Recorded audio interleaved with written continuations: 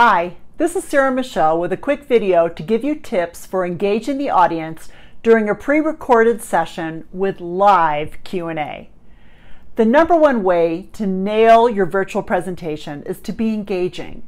When we design a virtual experience with the participants in mind, leveraging all the technology the platform offers to foster peer-to-peer learning, you can achieve amazing and impactful engagement, even when it's pre-recorded. Actually, most virtual sessions are now being pre-recorded to allow for editing out any tech, sound, or lighting issues that can happen.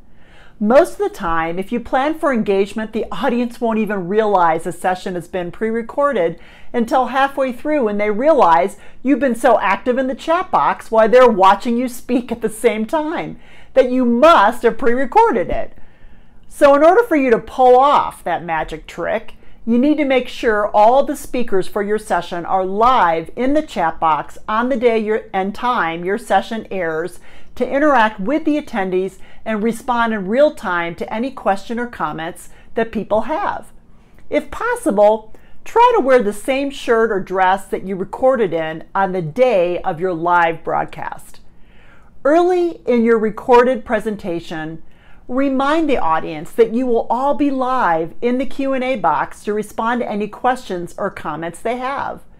Role model good Q&A behavior by answering questions and cheerleading when someone offers a great resource, adds an interesting comment, or answers a question for someone else in the Q&A box.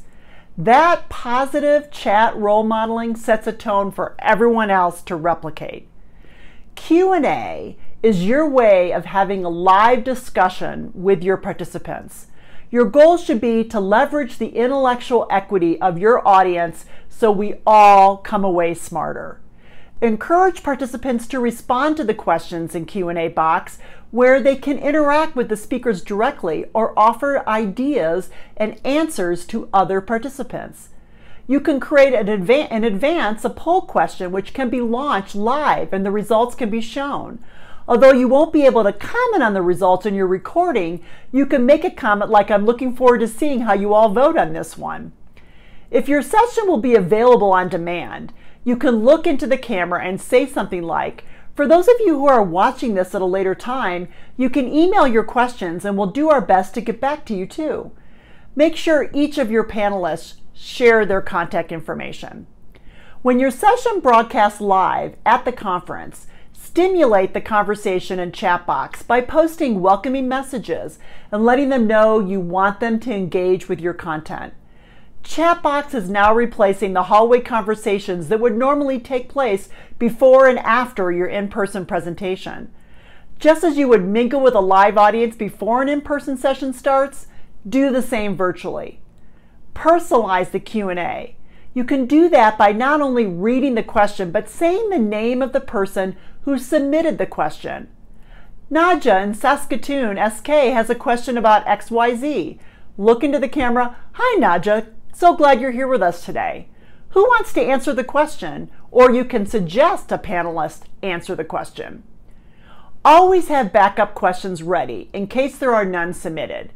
If someone asks a question that is off base or not appropriate in the Q&A box, you do not have to read it out loud. As people come into the virtual room on the day your session broadcasts, encourage them to enter their name and location into the chat box by posting welcoming messages. You might even want to post a quick question for them to answer in Q&A box as a way to break the ice. Make them feel welcomed and seen. Edit down your slides and reduce the word count. Use more images to make your point as the brain remembers in pictures, not words. People are either listening to you or they're reading your slides. They can't do both. Shift the energy every 3 to 5 minutes by embedding music or short videos no more than 30 seconds, or share a case study to give the participants' brains a release which will support the learning process. Think about what you want your virtual audience to come away from the session thinking, feeling, or doing as a result of participating. Once you have answers to those questions, you can begin to design for the experience to achieve those desired outcomes. With virtual presentations, context is more important than content, especially since COVID-19. You must address the current context and reality to your topic. Think about what you want that audience to come away from the presentation, the panel presentation, really thinking, feeling, and doing from that. We hope this video was helpful as you prepare for your virtual panel presentation for our CCC 2020 virtual conference. Refer back to the speaker resource webpage to sign up for one of our Meet the Expert sessions on September 9 and 11, where you can ask specific questions about your session and get advice on the spot to help you design your session. Thanks for watching.